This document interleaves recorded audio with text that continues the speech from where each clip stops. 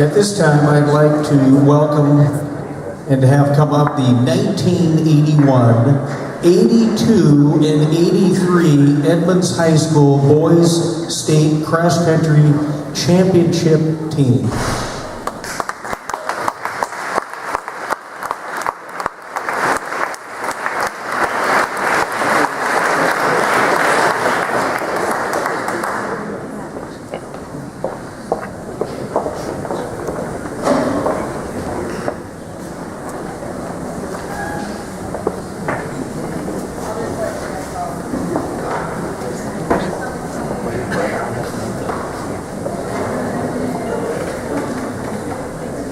I read that in the yearbook.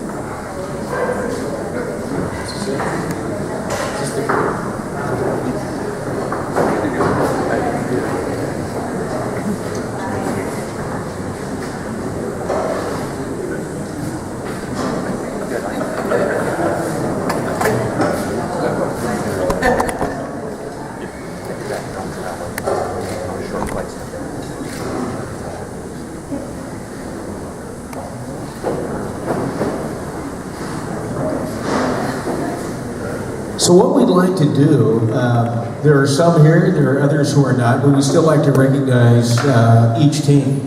And you know what, some of these guys, incredible, I mean this is absolutely phenomenal, back to back to back state titles. So the 1981 state championship team members, Carl Van Kelkar, Doug Immels, Chris Cowan's not here tonight, Greg Ledoux, Mike Brown, Kirby White, Chris Carter, Ken Bone, and Charlie LeWarren. So this team, like the other two, not only won the state championship, but leading up to it, they were Wesco champs as well as Northwest District champions. We're going to recognize the top finishers. That's not really kind of what we ever did. If you ran for Coach Campbell, though, the emphasis in the Tiger Cross Country program was all about the pack attack. It was picking each other up. It was someone getting your back. If it's to be, you can count on me. But anyways, just to be like all the other sports, we're going to do that. So top finishers at state that year. Carl Van Kelkar was 6th, and Doug Immels was 23rd. The 1982 championship team, back to back to back. Members Carl Van Kelkar, Doug Immels, Greg Lamb, Kirby White, Tim Porter, Jay Wallace, John Clark, Dave Bilyeu, and Mark Fischel, is that correct? The top state placers on this team, Carl Van Kelkar was 1st, Doug Immels was 7th, and Greg Lamb was 17th. Okay, this is in the state meet. The 1983 team, members Greg Lamb, Tim Porter, Kirby White, Jay Wallace, John Clark,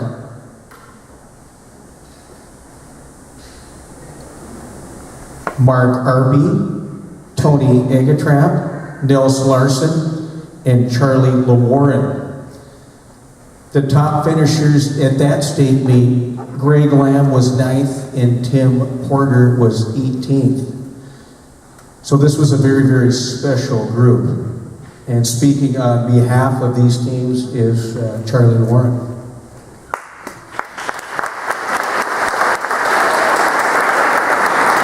Well, thanks, Bill, and thank you to the Hall of Fame Committee and to Angie for, of course, putting this together. And also to our friends and family and people that have supported us over the years as far as listening to the stories and the tales and how fast we all used to be. And it keeps getting better and better. The other part of that is some full disclosure. I never competed in a state meet, and yet somehow I have the microphone. Much like was said earlier, Angie gave me a call and I said, okay. And Tim wanted me to mention that we hammered everybody too.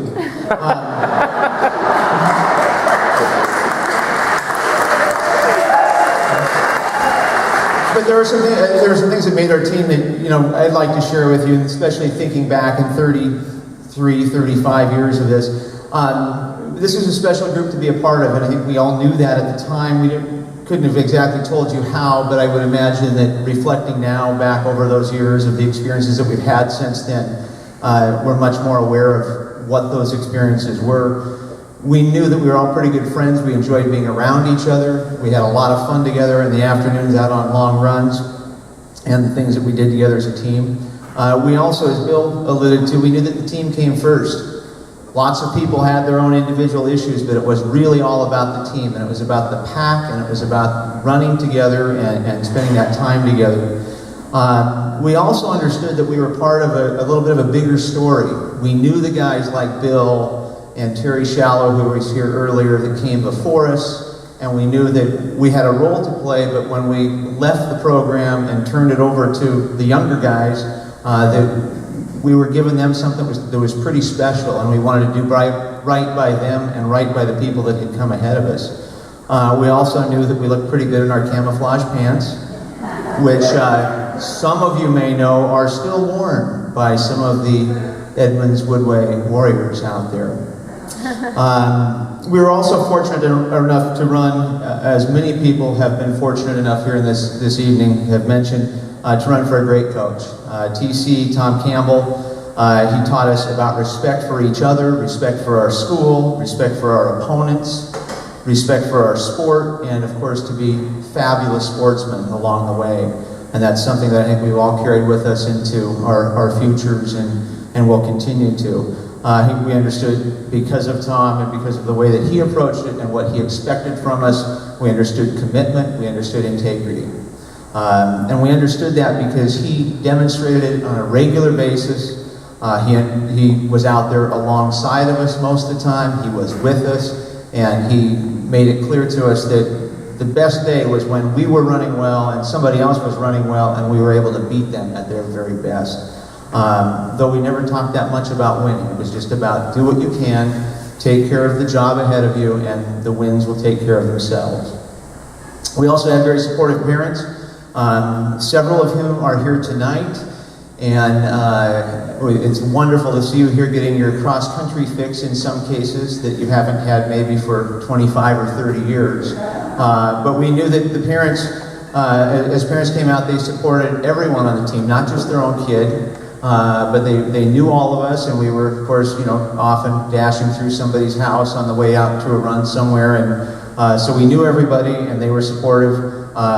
They cheered for all of us, and they were also proud of our successes, but they knew that they were our successes. What they were doing was supporting us and not valuing themselves in terms of what it was that we were accomplishing and that we were enjoying and being part of. So to our parents that are still here and with us this evening, thank you very much for that support along the way. We also ran a lot.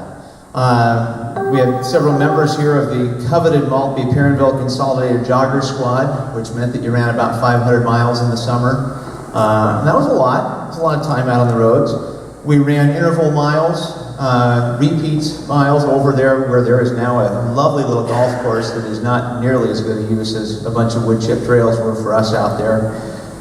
We ran loops of hills down in Yost Park that, in keeping with the theme that's been mentioned, that things were a little bit different. Miraculously, about 1 to 2 people a week fell off the trail and into the big mud pit down there, and never knew how that happened until, well, I don't know, it was just slippery on the bridge, I guess. At least that was the official story.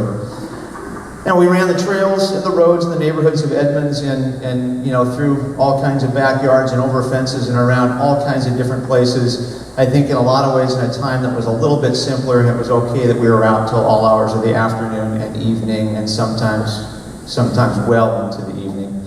And it's something that many of us hold on to. We haven't left it too far behind. Most of us, I think all of us, still consider ourselves runners, regardless of when the last time was we got out for, you know, a lap around the block or something like that. We have wonderful memories. We have enduring friendships. I still picture all these guys as being 17 and the girls being about 15, because they were 2 years younger than us in most cases. But on behalf of my teammates, and I think we're very proud of the Hall of Fame recognition. We're proud of what Edmonds Woodway and Edmonds and Woodway individually were and what they've become. And I think we're proud to have contributed to the history and the culture that is this school and the one that we ran for about 35 years ago. So thank you very much.